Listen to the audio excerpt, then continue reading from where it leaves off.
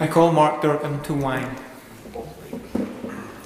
Thank you, Mr Deputy Speaker, and I'd like to thank all members who have taken part in this morning's debate thus far. I'll just go through the speakers and touch on some points that have been raised this morning. First, we had the Chair of the Social Development Committee, Mr Alex Maskey. He referred to the committee's consideration of and opposition to Clause 1.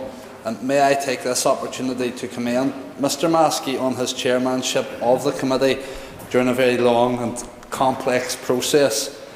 I do concur with his assertion that we have not had the exhaustive debate on parity that is required and certainly will be required as we await the Welfare Reform Bill.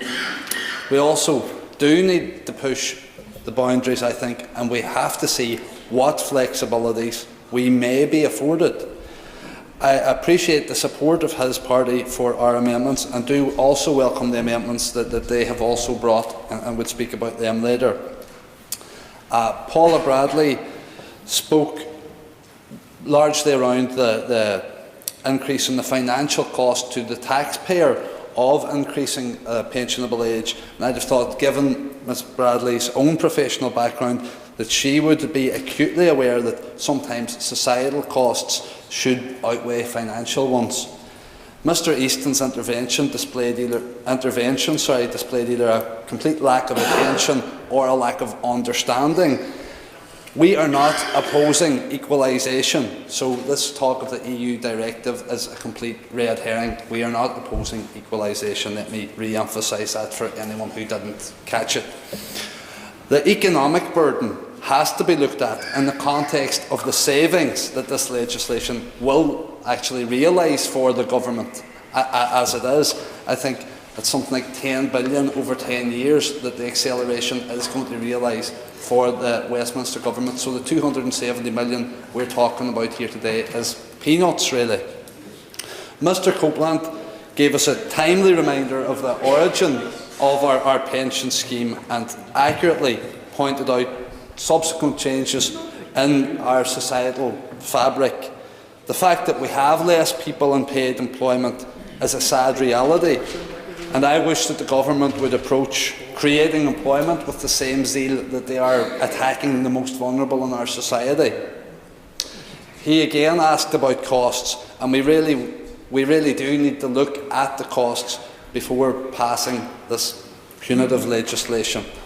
Stuart Dixon, I welcome his remarks and reiteration of our concerns.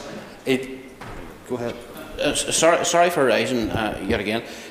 We already have an indication from the Minister it will cost £270 million. I would ask, sir, can you suggest where it might come from? Flexibility. I'll get round to that now. Thank you, Chair.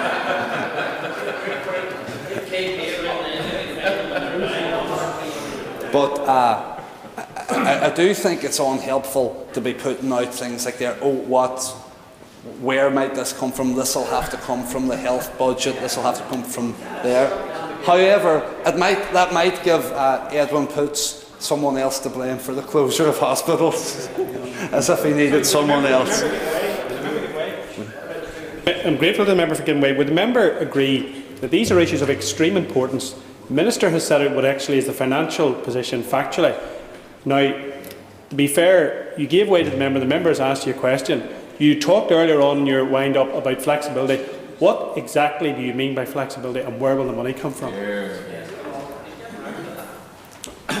Well, there is an executive subgroup set up. We're told to look at the impact of welfare reform, and I would like to see it take something like this. Well, there are lots of areas that the government, the Westminster Government, as well as this government, could look at where more money could be brought. Last year, or the year before, our party presented a paper with 57 options for raising revenue. I don't agree with all of them. I think subsequently we don't. But that was tabled, and it hasn't been looked at. You were selling the airport. It hasn't been looked at. Could all comments please come through the chair, Mr. Durkan? It's okay to throw back the recommendations in it that wouldn't work or that were erroneous, but there were plenty of other recommendations in it that weren't. And they're silent on them and inactive on them.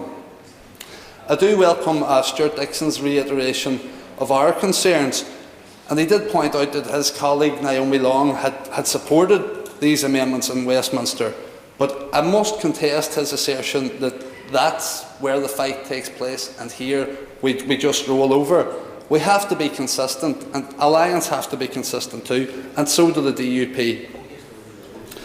Mr Easton then spoke again, and his assessment of the amendments is amateurish and ill-conceived, or certainly at odds with his party's MPs who voted also for these same amendments. And does that make them amateurish as well? Sammy Douglas spoke again on the cost and concerns about how such a move might be financed. They are genuine concerns, and it is something that we do have to explore fully. And our party, we all have to explore this fully together. Pam Brown spoke also of the repercussions, and we need a debate on what these repercussions might be. Will it mean we have to take money out of health or education or wherever? But that is a debate that we do need to have, rather than just scaremongering about it. The Minister came in, and I was glad to say he had listened carefully to our arguments. He spoke of the cost of £270 million to the Northern Ireland bloc. But does that figure include or take into account an increase in the working age benefits that would be paid for people, because that qualifying age will have raised as well? And I do understand that comes from a different source, but we're talking about parity and flexibility. They have to be looked at. So what's the additional cost then to the Treasury, should we say, of increasing the qualifying age for work-related benefits?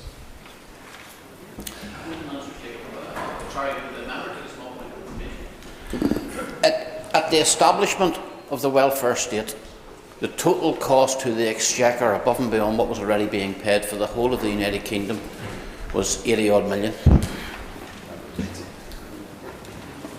Okay, thank you for that point of information. Look at points like, if we have a lower life expectancy here, surely pensions won't ultimately cost as much as in other more affluent areas. A discussion ensued between my colleague Mr McDivitt and the Minister around parity, but the Minister's Westminster colleagues seem to care more about corporation tax, which they continue to fight for disparity on. Is this a dangerous game? Grateful to the member for giving way. I have to say that I think it's important that the member gives some clarity to his position and his party's position, because what the Minister has set out today is the cost to Northern Ireland Executive of £270 million.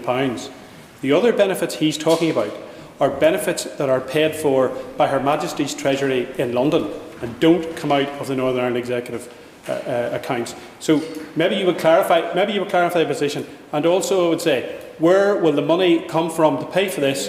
Which departments? Will it be health? Will it be education? Will it be Dell? Where will the money come from to pay for the amendment you're talking about? I have already addressed both those points.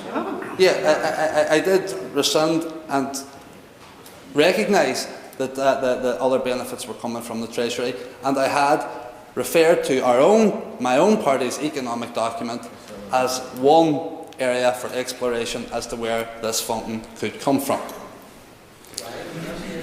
Now, the scaremongering around the impact of a breach of parity and other services here are also disingenuous, and I referred already to the health aspect of it. The Minister referred to my reference to the accelerated passage. Now, the Minister did make it very clear that it was his intention to give this bill accelerated passage during an unannounced visit to the committee. I wonder if the Minister has considered that the increase in pensionable age will also have a knock-on impact on the eligibility or entitlement for other benefits, such as free public transport, or maybe if he's still of a mind to do away with that altogether. Now, we could have just come along today and voted against this bill, but we have come with compromise, with proposals that we believe could be workable. We have said no. We will not dance merrily to the Tory tune, as some in this House happily do, even though their colleagues and members of other parties support these exact recommendations in Westminster. The same time frame was proposed by the Labour Party to the Pensions Bill, and unfortunately it didn't pass, but it did have the support of DUP and Alliance representatives over there. This Assembly must ask itself, why is it okay for the DUP to vote one way in measures in Westminster that affect Northern Ireland, but when they actually have the power to change those measures here themselves, they shy away? I mean, he's mentioned this several times. The reality is, if that vote had been successful, that would become Westminster's policy, and then we wouldn't be breaking parity because we would be following the same policy for the 4 countries of the United Kingdom. The other point I'd like to make to him, if we took the head staggers here in this chamber and we voted and we found the £270 million, what does he then do when the next breach of parity comes along as an amendment? How does he hold the line on that issue? Because people are going to come back saying, well, if you're prepared to find the £270 million on this, you can find it in so many other issues. Once you break parity, you go down a very serious road, which I would advise him not to do. But we have been assured by the Secretary of State that there are flexibilities that we might be afforded to, and that's what the Minister has told us over the last couple of weeks. We are accepting of the constraints of parity, but we're not going to accept a lack of creative thinking and investigation into alternative options for this region by the Executive. The Pensions Bill with these amendments would illustrate that Northern Ireland is accepting of its position and that it cannot lightly deviate from parity. But it will show that we are testing those flexibilities, which Owen which Owen Patterson earlier this month clarified exists, to make parity work as far as we can without bargaining the welfare of our citizens. The SDLP seek to continue and open negotiations to find a way forward, making government work as our remit, not conceding to every Tory-imposed deal simply because we fear challenging it. Move amendments.